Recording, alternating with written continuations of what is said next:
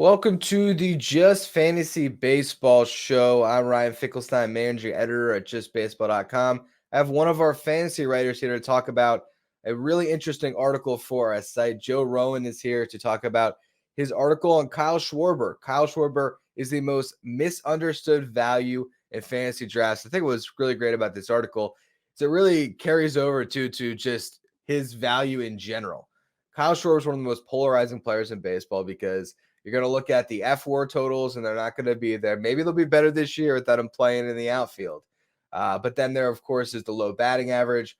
What are people missing? What's the big takeaway that you had for why Kyle Schwarber should be taken a lot higher in fantasy drafts than his ADP?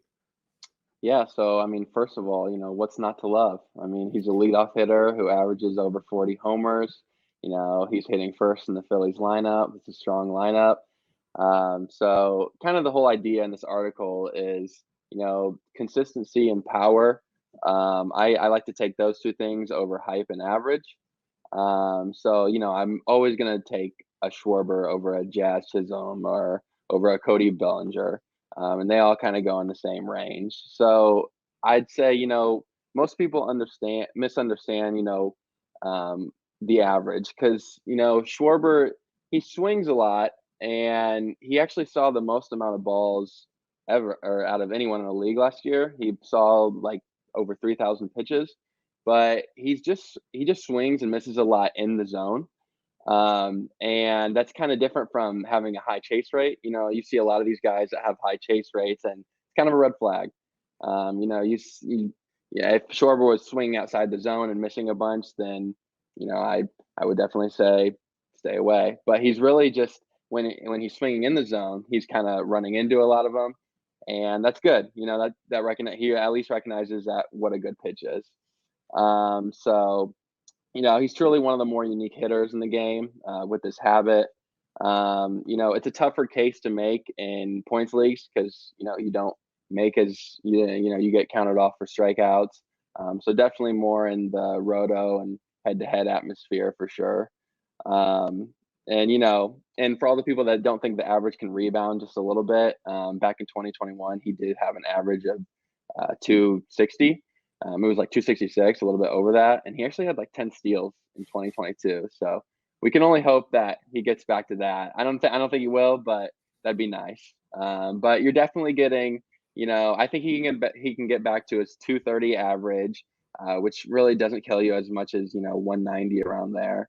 And you're gonna get at least 40 homers from him, scoring a bunch of runs. So Yeah. that's my main takeaway. Now I know also, you mentioned in there too the consistent at bats. Having a Hmm. leadoff hitter, I know is something that our one of our fans shows Vince loves as well. Just getting those extra at bats a game. If you're batting leadoff, much better chance that you're batting 5 times in a game than if you were batting cleanup. And it's funny because a guy like Schwarber, I think in the past, you'd view him more as that prototypical cleanup hitter, Hmm. but here he is driving runs from the leadoff spot and getting a lot of opportunity. So, what about not only the power but the opportunity he gets that really has you excited about Schwarber? Yeah, so I talked about that, and that's one of like my main cornerstones when playing fantasy. That's like one of I don't know what can you call it, Joe's 10 Commandments. You wanna turn simple chance into solid production. I Yeah. think I mentioned those exact words in this article. So last year, I knew that Marcus Simeon was going to have a bunch of plate appearances, and he's hitting at the top of one of the best lineups, and he's kind of an underrated guy. So I invested a lot in him, and it worked out a lot. The dude had like 830 plate appearances and a lot better numbers than you might think. And the same goes for Schwarber. Hitting before Turner and Harper in that lineup, he's going to get so many plate appearances, and he plays against lefties too. So it's not like he's sitting out or he's like lower in the lineup, which means less at bats. He's at the top and he's getting consistent at bats every day. I mean, when you're at the top and when you're in the leadoff spot of a really good lineup, you're going to have probably at least 5 at bats a day. If it goes extra, you'll probably get 6. So yeah, turning simple chance into solid production. Try to invest in the guys that are high in their lineup, 1, 2, or 3. Even in weaker lineups, someone like a like a Zach Geloff in the eighth lineup. You might think that's a terrible lineup, but he's hitting two. He's got a lot of talent. So Schwarber, he's not your typical power guy that's in the 4 or 5 hole. He's hitting number one, which really helps. How many runs did Schwarber drive in last year too? Because I guess it's not quite a Matt Olson level, especially when you look at the home run production. Let me look Yeah, here. no, he drove in last year. He drove in, I believe it was 107 or 104, somewhere around there. Yeah, So yeah, yeah, 104 runs driven in, 108 runs scored. yeah. So scored a lot of runs as well in that Phillies lineup. And I guess what would you think about kind of the Phillies lineup too? How much does that help him? Now you think Trey Turner maybe has a better season behind him in that lineup, so maybe you can get even more runs that he scores here. But the Phillies, I think, because of that bandbox they play in, and now the consistency, they pretty much bring back the same team. They add Whit Mhm. Merrifield, but overall, it's basically the same group from last year. Should all the counting stats kind of be there because of the team he's on too? Oh yeah, for sure. And I think that Philly should just get up on May 28th and give him a standing ovation because Yeah. Trey, I mean, he needs that. He needs that to be good, the whole year.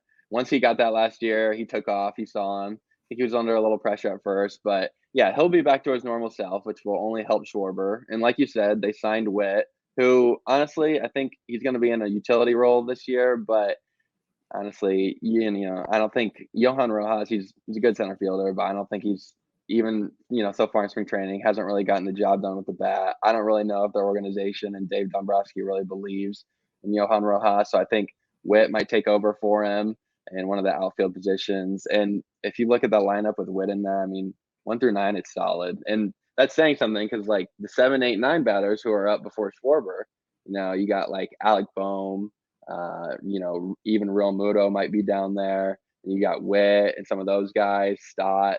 That helps a lot. If we saw in the Korea series with the Padres lineup, the first game, the 6, 7, 8, and 9 guys were a little questionable. Not in the second game; they were good there, but that's kind of a big question with them too. What's the bottom half of the lineup going to do? So if you're strong 1 through 9, that only helps your leadoff guys like Schwarber produce, and a lot of the leadoff hitters, they score a lot of runs, which helps, but they don't get a lot of RBIs, like we said. So being able to drive in those runs from the top of the lineup helps a lot. And I guess when you hit 47 pumps, that's going to give you about half of your RBI total towards 100 right Yeah. there. And you could say, man, that's tough to do, but he's done it 2 years in a row. So that we don't think the power production is going anywhere with Kyle Schwarber. And just ignore that batting average because he's going to Yep. give you everything else that you need. I'm going to put the link to this great article that Joe wrote in the episode description. And we'll be doing more videos like this throughout the season, breaking down some players that you want to watch in fantasy, guys, that as we get into the year, you might want to pick up, and some value that's out there that maybe people aren't seeing. But Schwarber is a guy. Also, actually, real quick before we close, ADP on Schwarber. So where do you think people should be taking Kyle Schwarber in their drafts? Yeah, so typically he's going kind of right around where it's kind of in the 70 to 80 range around there. So if you're playing in a 10-man league, round 7 or 8, 12-man league, maybe a little bit before that, he's going right around people like Nolan Jones, just got hurt, underlying numbers, a little questionable. Jazz, you never know when he's going to be on the field. And that's more of the, hype. You got consistency with Schwarber and you got hype around Jazz. And hype hasn't really turned out for Jazz so well. And a guy like Brian Reynolds, it seems, he's fine, but I just feel he's a little bit overrated. And he doesn't give you the consistent numbers that Schwarber does. So, honestly, I think his ADP should be going even earlier. I wrote that, he had the same, believe it or not, he had the same stat line as Adolis Garcia last year. And a lot of people don't really realize that. The only thing different was the average. But the good thing about that is, like I said, I think he's going to get back to around his 230 mark. And also, it's been reported that a lot of his hitting coaches have been working with him so far in spring training to hitting to all fields and to hitting the more to left field instead of just pulling it because he has a massive pull rate. So you might even see a situation where, he's going to give you the 40, might not be 47, 48. He's going to give you the 40, but even with, maybe a little bit of an increase in average, It could be like a 240 hitter or something like that, and he's still going to get the runs and RBIs. So, yeah, his ADP, I think he should be going a lot earlier than he is because there's tremendous value there. Yeah, when you mention those names around him, I think it's pretty clear that Schwarber might not, be the best player of that group if we're going to start talking about the impact that some of those guys can have defensively and everything else. But doesn't matter in fantasy baseball. You got to get the best hitter, and Schwarber is the best hitter compared to a lot of those other guys at his ADP. Yeah. So like I said, we'll be doing more of these throughout this season. So make sure you hit subscribe on this YouTube channel and stay up to date on all the latest in fantasy baseball.